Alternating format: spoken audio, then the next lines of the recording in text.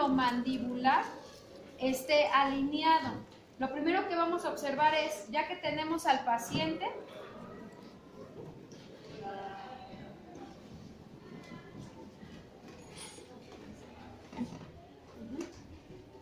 vamos a colocarlo con su cabeza lateral, ahí está. Y entonces nos dice, vamos a ver primero la parte frontal y hacemos una línea. ¿Se acuerdan de las líneas que habíamos realizado? Que era de la línea de la ceja hacia dónde?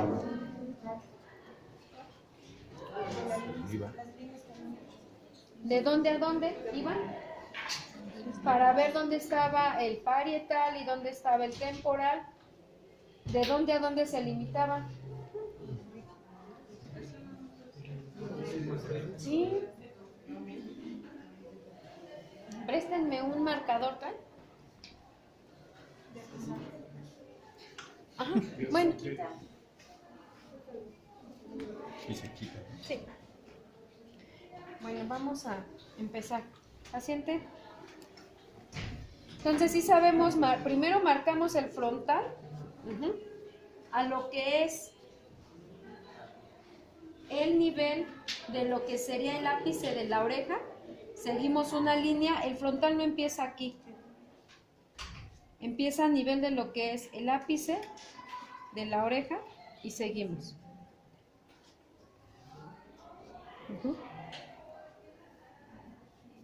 ¿Ya vieron? Queda de hecho por arriba en muchos de lo que es la implantación del cabello. ¿Hasta ahí vamos bien? Siguiente, ¿cómo veo dónde está primero mi parietal? ¿De qué lado está el parietal? ¿Dónde están los parietales? Del lado lateral. Del lado lateral hacia lo que es, volvemos, ápice de la oreja y la parte más alta de lo que es o el ápice de la cabeza. ¿Estamos de acuerdo? Donde está bicuid, hacemos una línea y luego hacemos otra línea hacia lo que es la apófisis mastoides sobre mi línea media y me va a quedar exactamente este. ¿Ya lo vieron? Alguien que no tenga... Ah, pásele, señor Carlos. Pásenle una silla al señor Carlos para que vean. Ahí, usted va ahí. Pues aquí nada más. Pásenle una silla de este lado al señor Carlos. Aquí. Ah, aquí está. Perdón, pase. Entonces observemos de lo que es el ápice de la oreja a la parte más alta o el vértex de la cabeza. ¿Lo puedo rayar? Sí, claro que sí. Que sería aquí. Hasta ahí. Luego nos vamos por la parte posterior donde está mi apófisis mastoides. Hacia esta parte. Como si hiciéramos un triángulo. ¿Estamos de acuerdo? Y de mi ápice de la oreja hacia lo que es el borde externo ¿de quién? Del occipital. Y entonces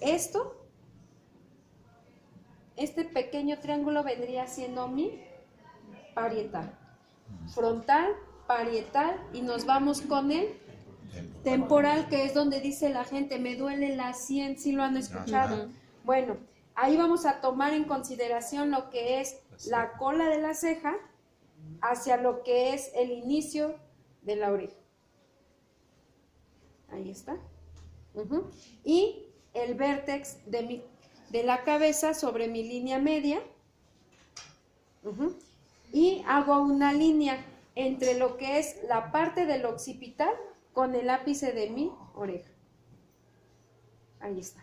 Y aquí estaría parte de lo que es el temporal y el parietal. ¿Dudas hasta aquí? ¿No? Para que lo ubiquemos bien. ¿Sí? ¿Lo volteo? Sí. ¿No vieron nada? ¿Completo? ¿O de este lado así? ¿Ahí? ¿Sí? Seguimos. Mi frontal lo divido a nivel de lo que es la ápice de mi oreja. ¿Estamos de acuerdo? Como si fuera mi línea media. Ahí está. ¿Hasta ahí les queda claro? Este sería mi frontal. Luego nos vamos hacia la parte del parietal que está por detrás. Ahí vamos a tomar en consideración la parte más alta de la cabeza o lo que le llaman, ¿qué? El vértex de la cabeza y lo que es el ápice de la oreja. Aquí hacemos una línea hasta el centro y después nos vamos por la parte posterior a nivel de la apófisis mastoides hacia lo que es el vértex de la cabeza. Hago como un triángulo para que me entiendan. Y después sobre mi línea del borde externo del occipital. Ahí está. Es como un triangulito aquí. ¿Hasta ahí vamos bien? Ese sería mi parietal.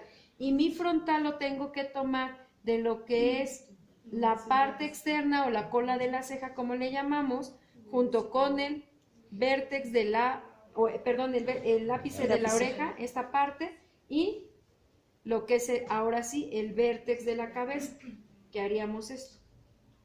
Y quedaría aquí.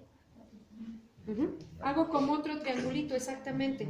¿Hasta ahí vamos bien? Entonces ya tengo frontal, tengo parietal, tengo temporal. Ahora vamos a ver el occipital, ese ya lo sabemos, que es por la parte posterior y ya sabemos que tiene dos bordes externos, uno derecho, uno izquierdo y la base del occipital. La tenemos que tener muy bien localizado. ¿Hasta ahí vamos bien? Posteriormente voy hacia lo que es, si lo veo por la parte lateral, el arco cigomático. Tóquenlo. Este debemos de penetrar hasta donde toquemos precisamente la base. ¿Hasta ahí vamos bien? Seguimos esa misma línea que nos va a llevar al ángulo mandibular o al ángulo maxilar. Ahí coloco mis dedos por lo que es el dedo medio junto con el índice y le pido al paciente que abra. Observen hacia dónde se va su desviación. Vaya bajando lentamente, vaya cerrando. ¿Hacia dónde se va? ¿Ya lo vieron? ¿Otra vez? Observen. Abra, señor Carlos, y vaya cerrando lentamente. ¿Ya lo vieron? ¿Sí lo ven? Bueno, ahí, en ese tipo de pacientes, la mayoría lo tenemos. ¿Por qué? Porque siempre masticamos más de un lado. De hecho, tenemos más gastados la dentadura de un lado que del otro. Cuando traen brackets todavía es peor, porque la desviación es mayor, porque cada que les van a ajustar sus brackets, tienen que empezar a tener una mordida diferente. ¿Hasta ahí vamos bien? Entonces, primero localizo el ángulo de la mandíbula o el ángulo mandibular. Le pido al paciente que abra y que vaya cerrando lentamente para hacer una ligera tracción. Entonces, primero observamos eso. Le pido al paciente que abra. Coloco la parte interna o la parte terna. Ahí está. Estoy sosteniendo la articulación. Le pido que abra y vaya cerrando lentamente. Otra vez. Abra y vaya cerrando lentamente. Una más. No, lo hace como si hiciera esto. Ajá, hace una tracción, esto hacia acá y esto hacia acá. Vaya cerrando. Y cierra, lentamente. Cuando ellos van cerrando, ahí está. ¿Sintió? Sí. Más de este lado. Más de este lado. Vuelva a abrir. Y vaya cerrando lentamente. Ahí está. De hecho, ahorita ustedes abran y cierren. Y normalmente los molares no comprimen por completo. Tengo yo que ajustar para que se siente el de arriba, el superior con el inferior. ¿Ya lo sintieron? Ahora chequen hacia dónde se va su mordida, hacia la derecha o hacia la izquierda.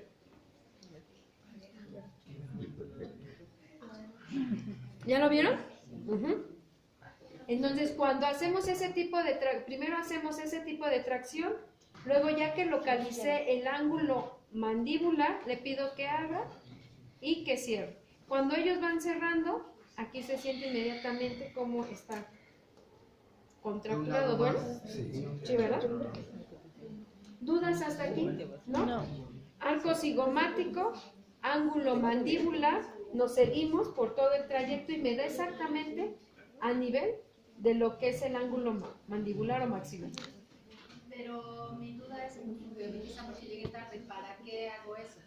Para ajustar la mordida del paciente. Recordemos que cuando nosotros comemos y no masticamos adecuadamente, nuestro sistema digestivo empieza desde boca.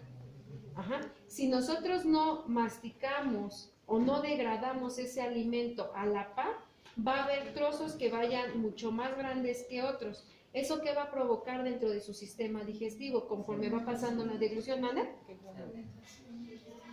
Distensión abdominal puede ser, y más si son carnes, por ejemplo, ¿no? O simplemente, no sé si se han dado cuenta, cuando comemos verdura y más cruda o leguminosas, verdura y si no, son las otras no, es legumbres, por ejemplo, que son crudas, nos cuesta hasta más trabajo todavía masticar que si consumiéramos carne. No sé si se han dado cuenta en eso, precisamente porque también nos ayuda a limpiar toda la dentadura. Entonces, cuando hacemos este tipo es porque el paciente normalmente está comiendo de un lado más. Ajá. ¿Puedo meter dos mesas que tomé? Sí, maestro. Y eso nos ocasiona que el tránsito digestivo o pueda ser más lento o hasta el propio paciente de la tercera edad tienda a ahogarse. Cada ratito tragan y ellos empiezan a toser.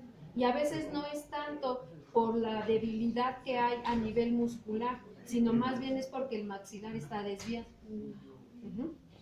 Que de hecho ahorita lo vamos a ver con cada uno de ustedes. ¿Cómo hacemos la liberación? Le pedimos al paciente que abra su mandíbula y vaya cerrando. Al ir cerrando, yo voy jalando hacia la parte anterior. ¿Otra vez? ¿Otra vez? Ahí está. ¿Sí siente? De nuevo. ¿Sí, maestra? ¿Listos? ¿Cómo veo si también el problema puede venir de atrás? Es más, ustedes simplemente, ahorita que hicimos Qigong, no sé si ustedes sintieron, cada vez que hacen su cabeza a extensión máxima, no sé si sintieron alguna compresión, por ejemplo, o sensación como que lastima, o sensación como que duerman. Exactamente. Porque viene contracturándose no nada más el occipital mayor que habíamos visto, sino también puede ser que venga el parietal. ¿Dónde, señor Carlos? Un poco. El otro lado. Aquí. Toquen aquí al señor Carlos. Aquí, exactamente aquí. Ahí sí ya aumentó lo... No, pero ponga bien. ¿Sí lo siente? Sí. ¿Quién más? Y así muchos pacientes.